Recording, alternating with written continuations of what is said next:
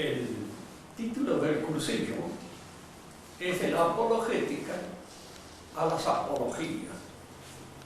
Conviene entonces, como primera instancia, empezar por aclarar el sentido de lo que quiere decir apologética y lo que quieren decir las apologías, y cómo puede darse entre estas dos nociones una relación en alguna medida de continuidad.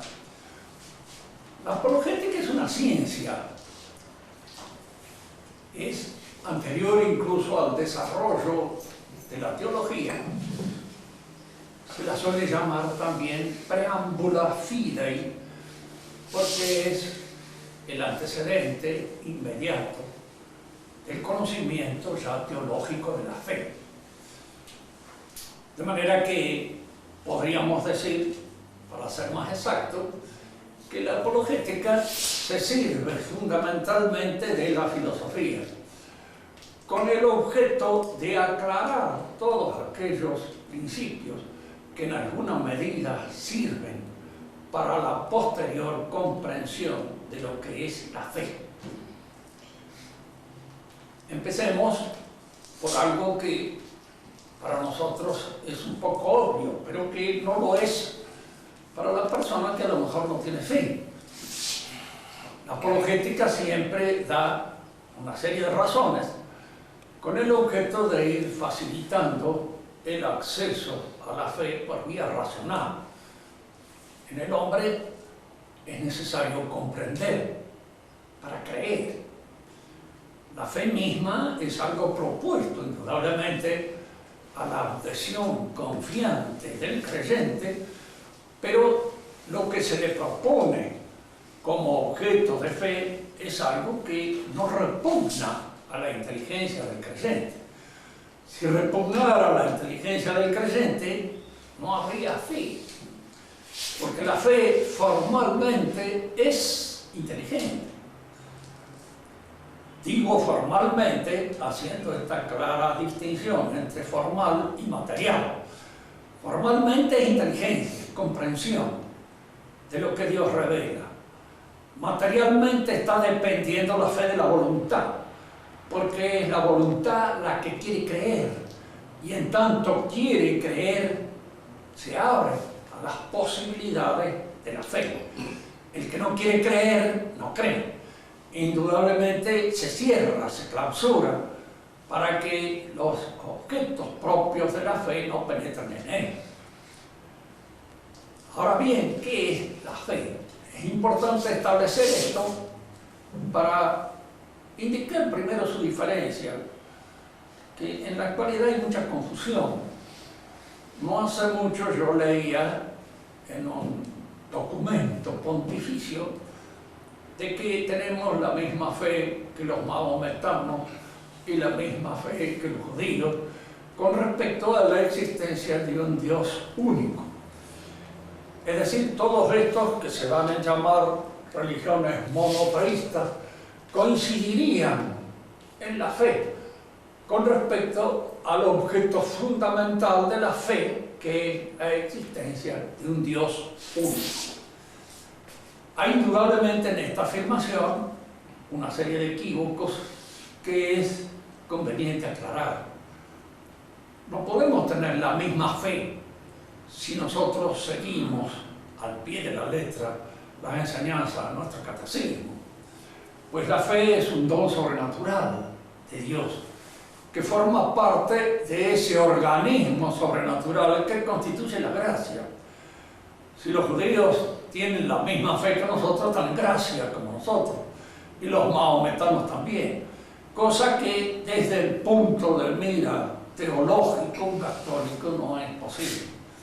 Ellos tienen fe, confianza, fe natural en aquello que dicen las Escrituras o en aquello que dice el Corán por los imanes, los individuos que están encargados de enseñar. Pero la fe, confianza, la adhesión a un testimonio cualquiera, puede ser de naturaleza humana, no es la fe sobrenatural, porque la fe sobrenatural es un don que Dios da. Y este don que Dios da forma parte de un organismo constitutivo del cristiano. ¿Qué constitución? Consiste en gracia. Si hay una religión, hay una. No puede haber más de una religión. La religión tiene que venir de Dios. Y si viene de Dios, Dios no puede haber hecho nada más que una religión. Esto es un razonamiento que se funda en la naturaleza misma de Dios, en su claro testimonio y en la posibilidad de que Dios no nos puede engañar con respecto a aquello que ha revelado. Nuestra fe en Dios es una fe sobrenatural, fundada en un don gratuito de Dios que entra en nuestra naturaleza para transfigurarla, enseñarle esta otra realidad que se percibe más allá del orden natural. Por lo demás, el Dios que se revela en esta fe no es el mismo que tienen los judíos o el mismo que tiene el mahometanismo. El Dios de Mahoma no acepta la posibilidad, y lo dice en la parte del Corán con toda claridad, que Dios no tiene hijos. Indudablemente que él piensa en hijos de filiación carnal, pero esta es una manera carnal de pensar que es típica del mahometano. De cualquier modo niega la posibilidad de la segunda persona de la Santísima Trinidad. Y si no hay segunda persona de la Santísima Trinidad, no hay tampoco tercera, y no hay entonces Trinidad. Y si yo creo en Dios Trino, no es lo mismo que creer en un Dios único que no constituye una Trinidad, de manera que nuestra fe no es igual a los judíos desde el punto de vista subjetivo, porque es gracia, ni desde el punto de vista objetivo, porque ellos no creen en nuestro Señor Jesucristo y por ende no creen en todo lo que ha revelado el Hijo y tampoco en aquello que ha revelado el Espíritu Santo a través de la Iglesia. De manera que esta manera de hablar, que nace probablemente de algún buen propósito político, de unirse, de entrar en compromisos con gente de las cuales se recibe un cierto apoyo, bastante dudoso por lo demás, y muy problemático, pero es una manera de hablar que lleva confusión al terreno teológico. Y al llevar confusión al terreno teológico, confunde indudablemente la fe de los creyentes. Esta es una de las acusaciones que indudablemente es más grave que se pueden hacer hechas desde nuestro punto de mira a la enseñanza oficial actual de la Iglesia, que en estas cosas confunde. En lo que no confunde, y está bien, bueno, referimos todos, por esto confunde. Volvamos a lo nuestro, que está en esta misma dirección. Se trata entonces, en los preámbulos fílmicos o en la apologética, de discernir aquellos aspectos de la naturaleza, del orden natural, que permitan la aceptación del orden sobrenatural, de la gracia. Digamos dos palabras en torno a lo que es la gracia y cómo la gracia opera sobre la naturaleza humana para transfigurarla. La palabra es transfiguración. Y esta palabra de alguna manera está adherida a ese hecho de nuestro Señor Jesucristo cuando se transfigura ante los apóstoles, que son los testigos de este fenómeno extraordinario. Esta transfiguración no cambia su figura, pero esta figura aparece, diríamos así, como interiormente perfeccionada por la fuerza de una espiritualidad que la hace parecer a través de la carne, como si la carne misma se transfigurara por la fuerza de esta espiritualidad. La gracia es una fuerza transfiguradora que se inscribe en la naturaleza humana. Pero para que nosotros podamos aceptar este hecho de que la gracia se inscribe transfiguradoramente en la naturaleza humana, tenemos que aceptar el hecho de que la naturaleza humana es dócil a la gracia. es capaz de ser transfigurada por la gracia, tiene aptitudes para ser transfigurada por la gracia. Aquí entonces es donde, diríamos, la apologética abre dos perspectivas. Una perspectiva de carácter metafísico. La apologética es metafísica. Y es buena metafísica, en el sentido de que es una metafísica dócil a las posibilidades reveladas por el Espíritu Santo y a las posibilidades de la revelación de la religión. Una filosofía o una metafísica que no viera estas posibilidades, que se cerrara, que se clausurara esta posibilidad, no es una metafísica que pueda servir como preámbula fide, no es una metafísica cristianizada, no es una metafísica bautizada. Hay en la actualidad, sobre todo en muchos teólogos cristianos, un cierto afán por bautizar a ciertas filosofías modernas que ya no son bautizadas. Ellos aseguran y dicen, por ejemplo, así como se hizo San Agustín con Platón, que tomó los elementos filosóficos del platonismo y los hizo servir para entender mejor los aspectos mistéricos de la teología cristiana, y luego Santo Tomás lo hizo con Aristóteles, podemos nosotros hacerlo con Kant y con Hegel. La respuesta que damos generalmente a los modernistas es que esto no se puede hacer con Kant y con Hegel, como se hizo con Platón y Aristóteles. Porque Platón y Aristóteles parecen estar en la línea de un ascenso. Estaba leyendo hace poco una revista que se edita en Francia y que responde a una línea de pensamiento neopagano. Los neopaganos sueñan con resucitar los dioses antiguos. En cierto modo hay en ellos una especie de reacción antisemítica, cosa que puede ser aceptable en alguna medida, siempre y cuando, diríamos, a estos antisemitas se le dé un sentido más estricto, porque antisemítica sería el hombre que es contrario a los judíos, a los árabes, a los coptos, a los egipcios, a los persas, a los babilónicos, es decir, admitiría una contradicción con una cantidad tal de gente que no lograría abarcar su odio, tanto humanidad, como para poder declararse antisemita. Pero ellos hablan de civilizaciones semíticas, y estas civilizaciones semíticas son las que habrían dado al mundo las ideas monoteístas.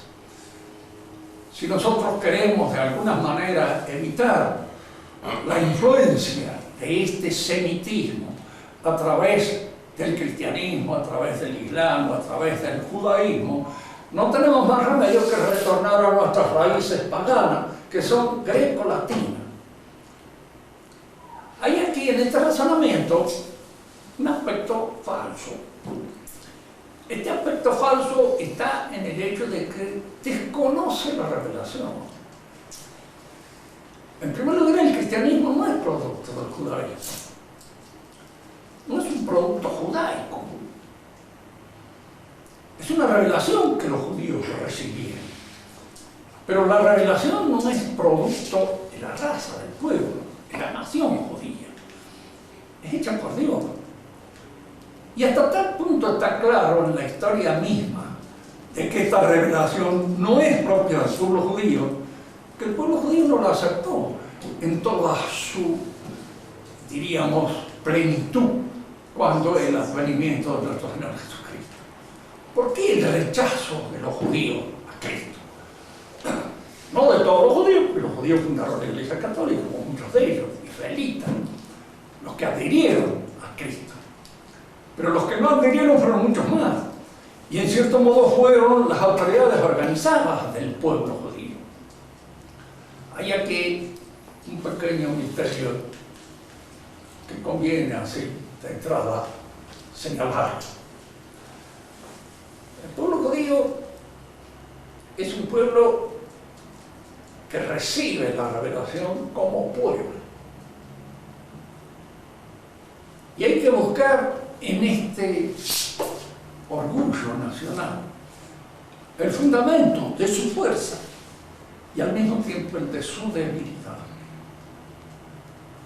Generalmente nosotros, cada uno de nosotros, tiene su vicio siempre en aquello que constituye probablemente sus mejores condiciones. El inteligente, como el pez, muere por la cabeza. Y podríamos decir que de alguna manera lo que echa a perder la vida del inteligente es su inteligencia. El pueblo judío es un pueblo que se siente designado como pueblo por Dios para dar nacimiento al Mesías. Cuando viene Cristo, resulta que Cristo desconoce esa situación del pueblo. Convoca a los hombres personalmente, los elige, aquel nos hará.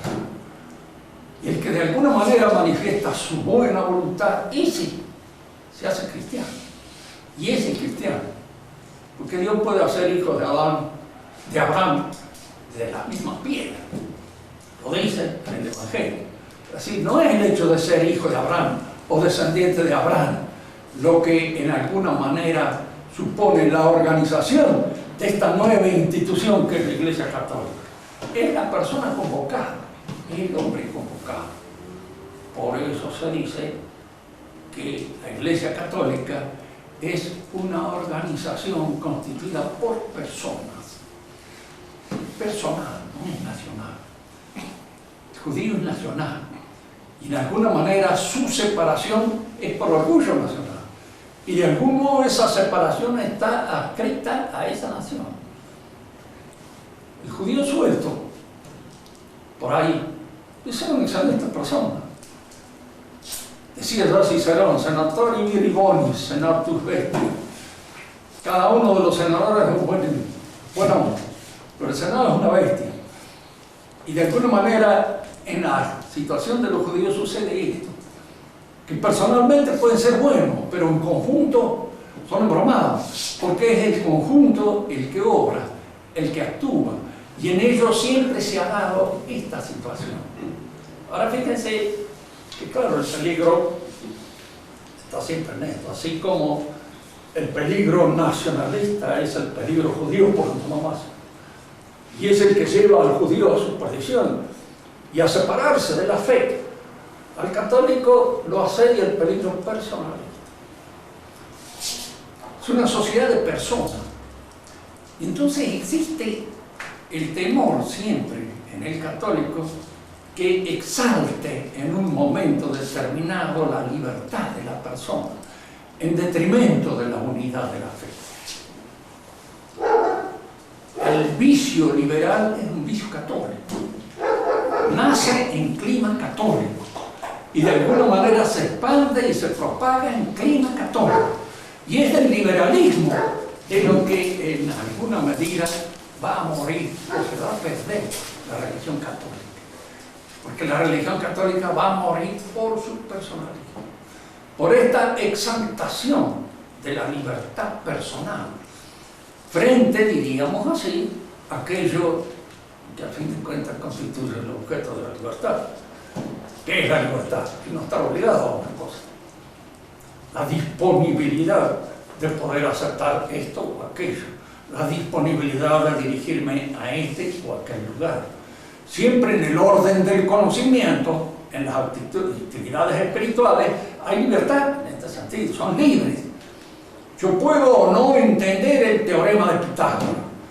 No es necesario que lo entienda, si lo entiendo mejor, pero este es un acto libre por el cual mi inteligencia adhiere a esa verdad. Y al adherir a esa verdad, puedo o no recibir las verdades de fe. Soy libre frente a las verdades de fe. Si Jesucristo murió, fue crucificado, muerto y enterrado, resucitó al tercer día, ascendió a los cielos, etcétera, etcétera, son cosas de las cuales soy perfectamente libre de aceptarlas o de no aceptarlas.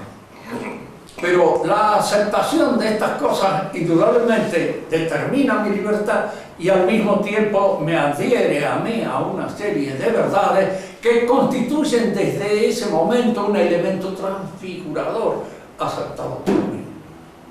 Porque lo que yo acepto en ese caso es la palabra de Dios. Y la palabra de Dios es Dios. Fíjense que acá yo puedo aceptar la palabra del hombre, que me dice tal o cual cosa y decir, sí, tiene razón, puede ser cierto lo que dice. Pero es la palabra de un hombre. Entre el hombre y su palabra hay siempre una solución de continuidad. El hombre no es su palabra.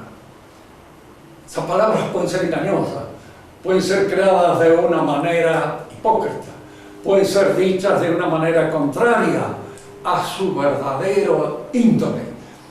Por eso las palabras del hombre no son el hombre que las dice, pero la palabra de Dios es Dios. Y si yo acepto la palabra de Dios, acepto a Dios, es decir, es a Dios mismo, a quien incorporo a través de la aceptación de una verdad propuesta por Dios en su palabra. Y si es a Dios mismo a quien yo incorporo, eso es lo que constituye la vida sobrenatural del cristiano, la gracia. Eso es lo que consiste en la gracia, que comienza por la fe. Es decir, que acá conviene decir dos cosas más, siempre para aclarar un poco este panorama tan tenebroso en el cual nosotros estamos viviendo. Que claro, se nos enseñan, lógicamente, de las tres virtudes sobrenaturales, la fe, la esperanza y la caridad. Lo importante es la caridad, la más importante de todo. Es el amor de Dios y el amor al prójimo por el amor a Dios, que es una cosa que conviene en alguna oportunidad aclararla bien. Significa mucho más de lo que a veces creemos. Entonces la fe y la esperanza son virtudes precarias, en la medida en que existen, en la medida en que nosotros somos itinerantes. Actuamos en el tiempo, actuamos en el mundo. Cuando habramos pasado peregrinar en este mundo en el cual estamos insertos, desaparece, pero queda la caridad. Entonces la caridad es más importante que las otras. Cada vez se deduce algo que es completamente gracioso.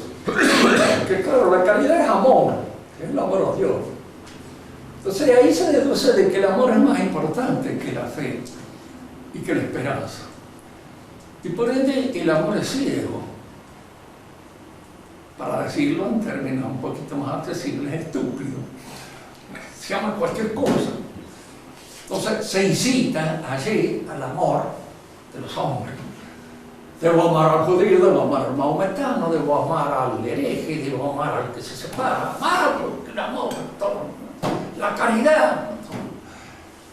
Entonces uno dice, ¿la fe para qué me sirve? Porque la fe es mi adhesión a ciertas verdades reveladas. Y la adhesión a ciertas verdades reveladas son fundamentales en la organización de este organismo que constituye la gracia. Si yo no acepto las verdades reveladas, soy ciego respecto a eso. ¿Qué es ese movimiento amoroso que me lleva hacia los demás? Fíjense que en este movimiento amoroso que lleva a los demás está ahí hasta la justificación de los homosexuales, que también se consideran así, que están impulsados por el amor. Cualquier vicio aparecería acá, diríamos, configurándose como un elemento más de promoción emotiva, de promoción amorosa, de inclinación amorosa hacia los demás. Sin fe no hay conocimiento. Y sin el conocimiento de las verdades reveladas, mi movimiento es absurdo, es ciego. Porque yo tengo que tener fe. Y mantener la fe quiere decir simplemente mantener mi capacidad de percibir estas verdades que han sido reveladas por Dios y que la Iglesia administra, sostiene en su enseñanza. Si yo adhiero a estas verdades, las debo adherir de una manera total.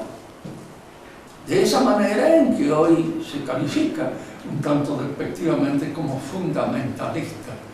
Es fundamentalista, es decir, no acepta que esas verdades no sean verdades, no acepta que esas verdades no estén reveladas, no acepta que esas verdades no provengan de Dios. Entonces es el hombre abierto, el hombre que pone el amor por encima de todas esas distinciones. Hay ese sacerdote portugués que aparece hace poco,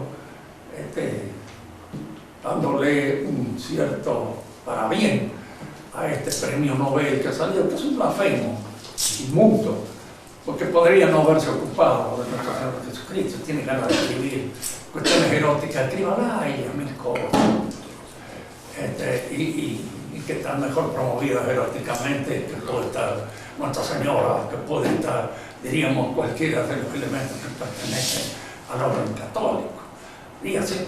Pero se mete con eso porque es el gusto de destruir una cosa santa, es el gusto de entrar cochinamente en el cerco de una realidad a la cual no le está permitido entrar. Y este católico se abre para demostrar ante los ojos de todos los demás que él es un católico que ha superado ciertas deficiencias mentales que son propias del resto de los católicos. Decimos entonces lo siguiente: los preámbulos fidei significa un conocimiento del hombre que permita precisamente la posibilidad de esta transfiguración provocada por la gracia. Y aquí hay que examinar dos cosas. Primero, que no se caiga en un naturalismo, es decir, que la gracia es algo que de alguna manera está provocada por la misma naturaleza humana y que es el hombre quien naturalmente adquiere la gracia. Este naturalismo suele ser común en ciertas desviaciones heréticas dentro de la Iglesia y que en la actualidad por ahí aparecen ambiguamente en algunos documentos pontificios. Aparece el naturalismo, el Cristo cósmico, el Cristo que está en todas las religiones, el Cristo que al encarnar en el hombre parece haber encarnado en todos los hombres. De alguna manera un tanto mistérica, los hombres participan entonces, sin saberlo, de esta cristificación que constituye el movimiento casi de la naturaleza humana. Son ideas de Taylor de Chardin que en alguna medida se infiltran en la enseñanza vaticana y aparecen, diríamos así, en algunos de los documentos pontificios, provocando una gran ambigüedad. Digan que están escritos de una manera tal que la mayor parte de la gente no entiende nada. Y como la mayor parte de la gente no entiende nada, mejor, no hacen mucho daño, porque suele ser claro, porque si fueran más accesibles, harían más daño porque entrarían en la cabeza del común de las personas. Lo único bueno que a veces yo le he encontrado al modernismo es que es muy para intelectuales. Y siendo muy para intelectuales, se embromaron los intelectuales. Pero el resto de la gente, aun cuando por ahí, a través sobre todo de la liturgia y de otras cosas, se envenenan y va adquiriendo ciertas actitudes modernistas que se meten, se infiltran, sin que aparezcan claramente las defensas contra esos venenos modernistas. Una idea de la naturaleza humana que permita entonces la acepción de la gracia, que permita entender bien cómo la gracia opera sobre esta naturaleza y la transforma. Esta idea de la naturaleza humana es algo que pertenece a la antropología filosófica. En segundo lugar, una idea de Dios que permita comprender al mismo tiempo de que Dios puede provocar, puede revelarse, puede manifestarse en la historia. La pregunta que a una persona que no esté habituada al trato con los filósofos sería: pero no todas las ideas permiten este conocimiento de Dios. No, porque hay ciertas formas de pensar la realidad, de pensar al hombre y de pensar el orden natural que impiden el acceso a la existencia de un Dios capaz de comunicarse a la naturaleza humana y de comunicarse a través, diríamos, del proceso de la historia. Si yo pienso la realidad, el mundo, como si el mundo fuera un aparato, un mecanismo. Idea que surge con la Ilustración en el siglo XVIII, que se configura de una manera neta en Newton. Newton era creyente, era un creyente que estaba plenamente convencido de que ese aparato que funcionaba de conformidad con las leyes mecánicas claras establecidas por él era una inteligencia divina, tan inteligente que coincidía con él en este modelo que él había desarrollado, digamos así, para interpretar el universo. Indudablemente, un universo mecánico es un universo en el cual la posibilidad, diríamos así, de la intervención divina casi no existe. No hay milagro, no hay providencia, porque es un universo clauso, cerrado en su mecanismo. La mayor parte de esta gente suponía que conociendo el mundo uno sabía todo lo que había que saber acerca de Dios, porque Dios era el autor del aparato. Conozco el aparato, conozco a Dios, conozco a su autor. Y aquí todas esas designaciones típicas del liberalismo, de la francmasonería, el gran arquitecto, el gran mecánico del universo, etcétera, etcétera, es el Dios que está en relación con esta cosa. Yo no puedo entonces pensar a Dios como si fuera el autor de un mundo que se explica pura y exclusivamente de una manera mecánica. ¿Cómo es el mundo para el pensamiento tradicional cristiano? ¿Cómo podemos observarlo? ¿Con qué lo podemos comparar?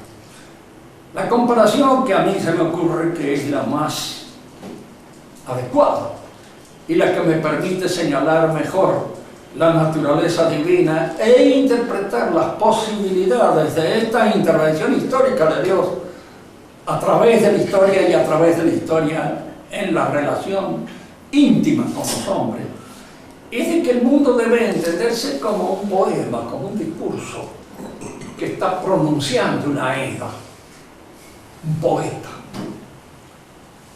Fíjense bien, el mundo no está terminado, está en proceso de realización. Y este proceso de realización es, en alguna medida, análogo al proceso por el cual yo me estoy exponiendo en esta conversación con usted. ¿Qué es la conversación? Pues la conversación son una serie de sonidos, de fonemas, que están dispersos, que tienen un sentido para que puede percibirlo, que está en condiciones de percibirlo, y entender esos fonemas, ese sentido. Fíjense, una realidad física, fonema, vibraciones del aire, ondas sonoras, etc., todo lo que usted quiera, sostenidas por una inteligencia y por una voluntad. Una inteligencia y una voluntad providente que se manifiesta incluso a veces hasta en la alteración que puede sufrir la conversación por una intervención especial de esa inteligencia y de esa voluntad que quiere aclarar un sentido dentro de lo que está diciendo. Y permite el milagro, permite la interrupción del proceso mediante una aclaración más completa de aquello que el Señor quiere decir. Yo puedo ponerme frente a la conversación, a ese sistema de fonemas que estoy exponiendo, en una actitud puramente científica moderna. Medir las ondas sonoras, el timbre, la altura, todo. Y olvidarme de que tienen un sentido. Yo estoy haciendo un estudio minucioso, detallado, científico, moderno, con todos los aparatos, los mejores aparatos que pueda tener Enrique Parro, que midan las ondas, la longitud de onda, la altura del timbre, todo eso. Lo único que se han olvidado en eso es que tienen un sentido. Y que ese sentido es fundamental. Tan fundamental que es ese sentido lo que de alguna manera da unidad sistemática a todo el proceso de la conversación. Lo que le da una unidad sistemática al proceso de la conversación es el sentido de lo que yo quiero decir. Al mundo yo lo puedo estudiar así también, de una manera pura y exclusivamente de observación sensible, minuciosa. Observar las cosas como se producen, observar su materialidad, su composición, observar todos los elementos que la constituyen y olvidarme de que tiene un sentido. El hombre es lo que percibe. Entonces yo no lo veo al padre Ramírez. Yo estoy viendo acá un color negro, sobre él una sonrisa, sobre la sonrisa la mirada un poco picaresca del padre Ramírez, pero todas esas cosas, incluso la mirada picaresca no, porque lo único que puedo observar son el color de los ojos, el color de las cejas, el color del rostro, el color de la sotana, todos esos elementos que impactan en mi sensibilidad y que luego yo los compongo como si estuviera amasando una especie de magma y saco y deduzco que de ahí surge esa figura que se llama el padre Ramírez como consecuencia de este amontonamiento de sensaciones. Pero claro, cuando nosotros vemos, podemos incluso no fijarnos, muchos de ustedes dicen, yo estoy viendo al padre Ramírez. No, usted está viendo una serie de colores. No, yo lo veo a él. Los colores le pertenecen a él y de alguna manera en él adquieren su sentido.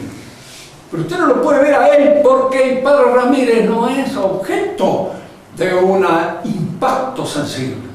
Lo que es objeto de impacto sensible es el color, es la vibración de la luz al producirse sobre ese, y no él. Es decir, acá en esta forma de entender mi relación con la realidad se acentúa el valor de la observación sensible y desaparece la inteligencia.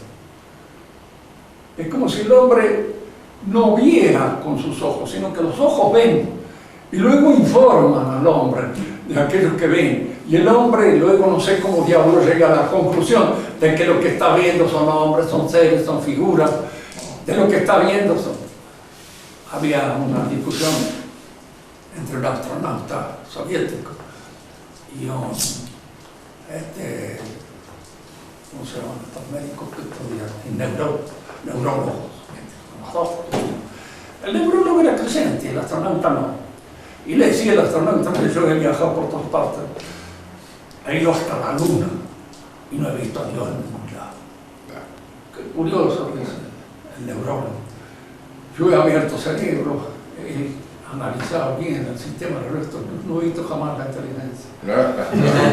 Usted ha llegado a la conclusión de que no hay Dios y yo he llegado a la conclusión de que no hay inteligencia. Porque tampoco lo hay, no se ve, no se observa. Y entonces, ¿qué diablo es eso que no veo y que no observo? ¿Es una inferencia legítima o no es una inferencia legítima? Es una inferencia legítima si de alguna manera se parte del hecho de que el hombre es un animal racional y que específicamente se distingue por la presencia en él de esta inteligencia capaz de hacerle comprender el sentido de las cosas. Si yo disuelvo la realidad humana en uno de sus aspectos y dejo de lado el más importante de todos ellos, aquel que constituye su especificidad, indudablemente yo despojo al hombre de lo esencial. Y una filosofía de esa naturaleza no puede ser bautizada. No podemos bautizarlo a Hume, no podemos bautizarlo a Locke, no podemos bautizar casi a ninguno de los ingleses que se han ocupado en alguna medida, diríamos así, de hacer filosofía. Para gran indignación de Nietzsche, que decía, nunca, dice, la mediocridad inglesa ha hecho tanto daño como a través de los filósofos de la época de la Ilustración. Dice, porque así es la bajeza de este pensamiento lo que ha provocado el rebajamiento de toda la mentalidad europea. Y de cierto modo tenía razón. Él no hizo gran cosa por levantarla, pero en alguna medida hizo crítica. Era un excelente crítico. Entonces vamos a dejar la conversación de hoy en claro esto. Es necesario, para que haya una apologética buena, usar una buena filosofía. Esta filosofía ha sido siempre la filosofía greco-latina. ¿Por qué la filosofía greco-latina? En primer lugar, porque Porque los griegos salieron en la búsqueda del centro divino. Buscaron. Ellos tenían una mentalidad muy especial. No vamos a hablar de todos los presocráticos y de todas esas cosas, porque sería entrar en una serie de detalles que no nos interesa por ahora destacar. Destacamos los dos principales autores, que son Platón y Aristóteles. En primer lugar, hay en Platón una verdad fundamental. Lo que es, lo que verdaderamente es espíritu. Si nosotros partimos de ese hecho, la consistencia de la realidad de Dios se nos va a imponer de alguna manera. Pero ahora la pregunta es esta: ¿por qué dice Platón que lo que es, que lo que verdaderamente es espíritu? Por esta sencilla argumentación. Esto que estoy viendo, estas realidades físicas que se me presentan ante la percepción sensible, ¿qué son? Están constituidas de materia. Son cosas que se presentan, posan, pesan, tienen un sabor, un olor, una consistencia determinada. Todo eso yo lo puedo apreciar. Están constituidas por elementos materiales. Pero estos elementos materiales no reciben una programación, no reciben una configuración, no reciben un ordenamiento para aparecer eso que está frente a mí. Eso que está frente a mí, admito, está compuesto de elementos materiales. Esos elementos materiales pueden ser las moléculas, pueden ser las células, pueden ser todo lo que usted quiera, lo que la química o la física me pueda decir acerca de un cuerpo físico. Pero esos elementos no están caóticamente puestos, están ordenados de una manera sistemática, de una manera que mi inteligencia puede penetrar y puede concebir. Y entonces lo que hace al fundamento de la cosa es un eidos, una idea, un programa, un orden, una realización. Y si es un orden, es una idea, es un programa, es algo que es del espíritu, de la inteligencia. Eso es lo que dice Platón. ¿Cómo luego él concibe este eidos? Lo concibe como puede. Y posteriormente uno trata de corregirlo de la mejor manera posible. Pero lo que él ve es esto. Entonces lo que hay en el fundamento de la realidad es siempre un orden, un eidos que está dependiendo de un logos divino, que está dependiendo de un logos, de una inteligencia, que no puede ser la mía. ¿Por qué? Porque si fuera la mía yo tendría en el mundo una idea creadora. Estaría creando las cosas que veo. Y yo me doy cuenta que no es así. Hay un desfasaje entre mí y las cosas. Y ese desfasaje es el que me obliga a veces a estudiarlas, a considerarlas despacio, y muchas veces equivocarme. Si fuera producto de mi inteligencia no me equivocaría jamás. El error sería imposible de determinar. Y entonces es algo que se me impone desde una inteligencia. Indudablemente, esta idea de Platón es retomada del grupo por Aristóteles de una manera todavía más categórica y más adscrita al orden real, porque ve el eidos realizándose en la misma ente sensible concreto. Así está. Ese ente sensible concreto es una forma, es un eidos, es una idea, es una programación. Las partes que lo constituyen están distribuidas de tal manera que aparecen confirmando eso que yo veo. Pero lo que yo comprendo y lo que yo entiendo es siempre un eidos, es una forma, es un orden, es una inteligibilidad. Entonces el fundamento de todo el orden real es inteligencia. Si lo que es inteligencia, yo debo partir de esta afirmación solemne, profunda, que forma parte, diríamos así, de toda argumentación apologética.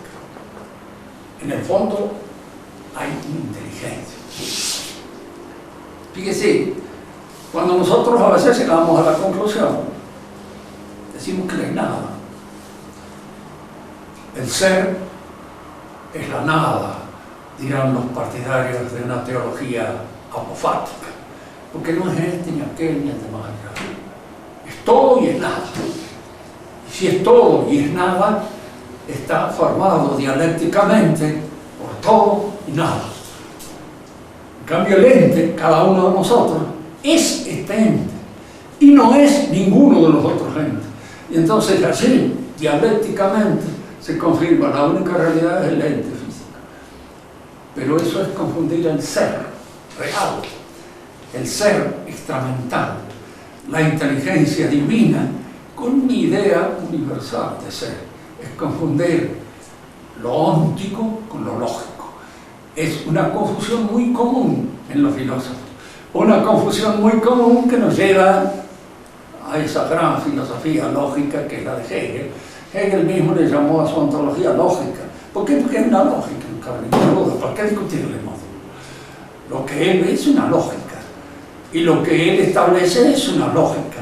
Es decir, es nuestra interpretación de la realidad tomada como si fuera la realidad.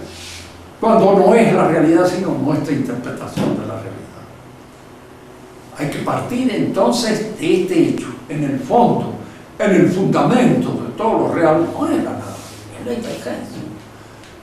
En principio era verbo. Lo leemos todos los días en la misa. Y en este principio el verbo, la inteligencia, el logos. Y esto es el fundamento del orden real. Y si el fundamento del orden real es un logos, nosotros estamos sostenidos por un logos que es el que nos piensa y el que nos quiere. Porque nos piensa somos y porque nos quiere estamos, existimos y de alguna manera nos realizamos. Y aquí hay que empezar en toda apologética. Luego veremos algunos aspectos más de la apologética y luego entraremos en el terreno de la apología, que es el de las argumentaciones ad hominem que se pueden ocurrir a cada uno en defensa de la fe. Pero estos son los preámbulos fides de la fe. Sin una filosofía de esta naturaleza no podemos la fe. ¿Alguna pregunta que ustedes quieran hacer? Háganla con buena voz y pensando tal vez que sea sordo. Hay algunos datos sensibles que permiten suponer de que puedo serlo. Pero, en fin, muy sordo. Es mejor que tengan esa sospecha. Ha sido demasiado claro. ¿En qué consistió la desviación franciscanista, por decirlo, el término lo suele usar Gambra también, el franciscanismo? ¿En qué consistió la desviación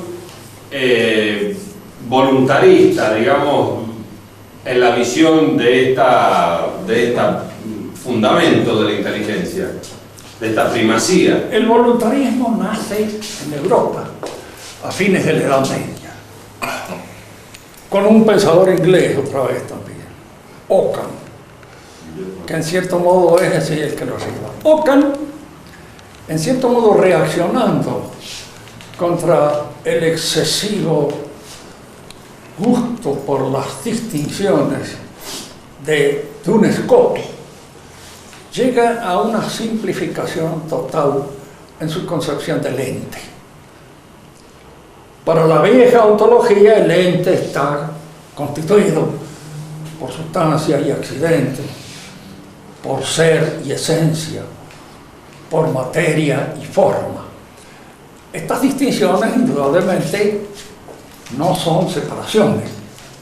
Yo no puedo separar en un ente lo que constituye su forma de lo que constituye su materia. Están en su unidad. Allí debo distinguirla. Y esta es una distinción que efectúa la inteligencia, pero es distinción real porque es una distinción entre dos cosas que se distinguen, una en acto y la otra en potencia.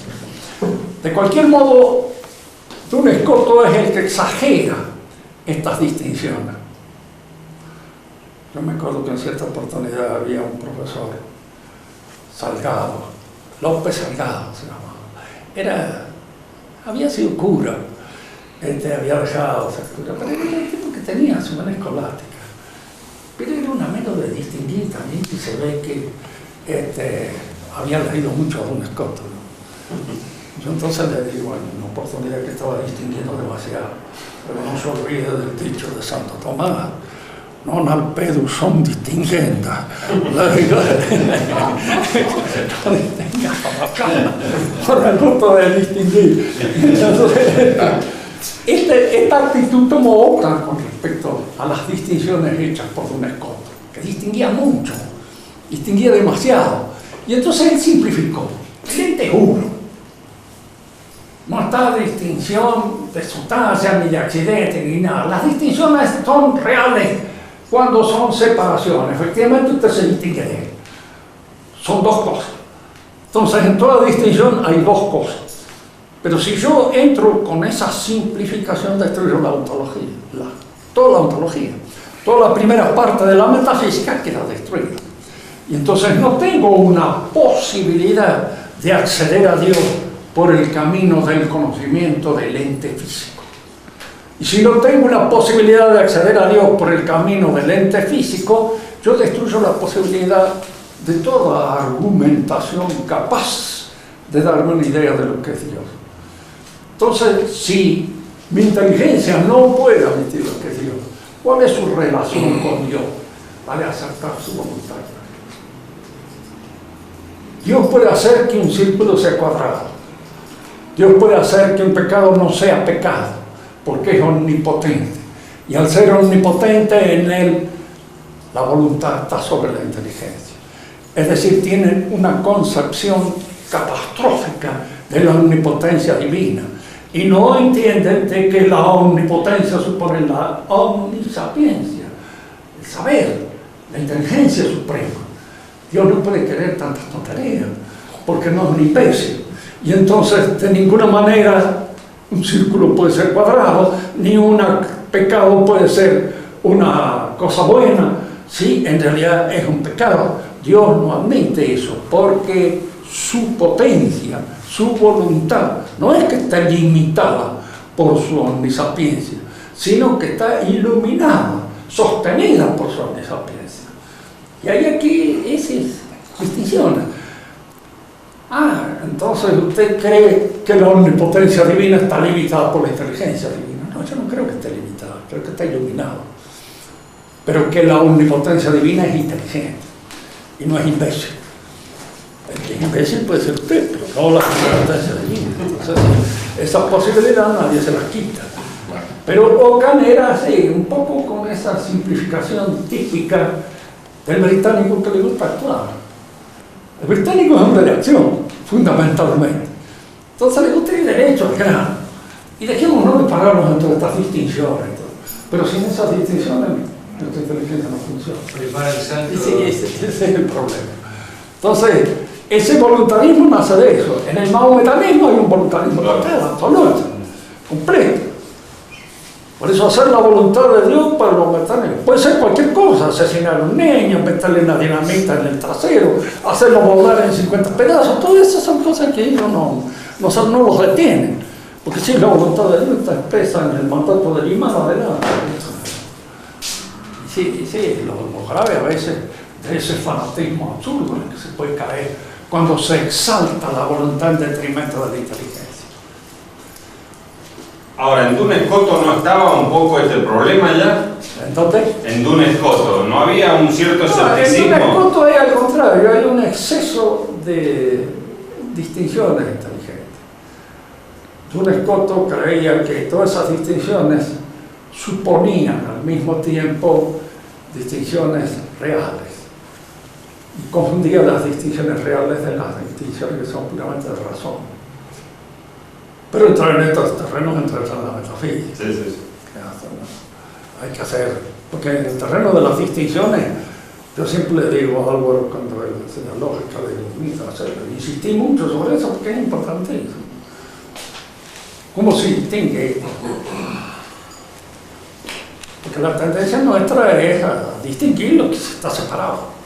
Sí, pero a veces hay que distinguir en las cosas que están unidas. Claro. Muy bien.